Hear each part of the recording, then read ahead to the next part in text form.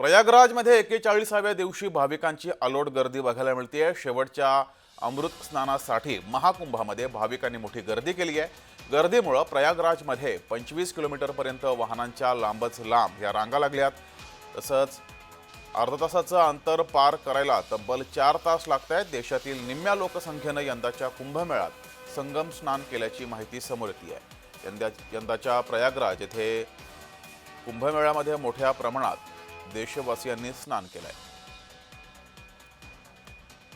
मनोज दयाळकर आपल्या सोबत जोडलेले आहेत। मनोज, कुंभमेळ्याचा शेवटचे काही दिवस शिल्लक आहेत, मात्र गर्दी कमी होताना दिसत नाहीये, उलट वाढताना दिसतेय।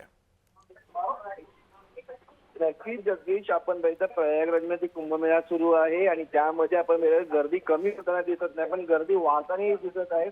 अल्लोट गर्दी या ठिकाणी झालेली आहे आणि आपण प्रयागराजमध्ये 41व्या दिवशी देखील भाविकांची अल्लोट गर्दी या ठिकाणी झालेली दिसून येते। शेवटच्या अमृतसरासाठी महाकुंभात भाविकांची मोठ्या प्रमाणात गर्दी झालेली आहे।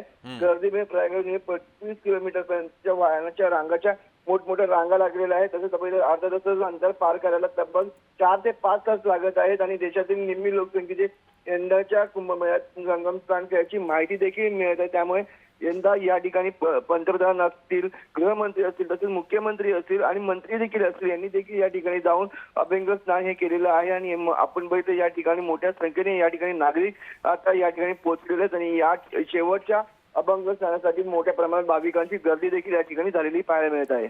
मात्र मनोज, सुरुवातीच्या काळामध्ये इथे दुर्घटना सुद्धा घडलेल्या। मनोज, धन्यवाद दिलेल्या माहितीबद्दल। मात्र शेवटचे काही दिवस शिल्लक आहेत आणि या ठिकाणी कुंभमेळ्यामध्ये मोठ्या संख्येने भाविक हे स्नान करण्यासाठी येत आहेत।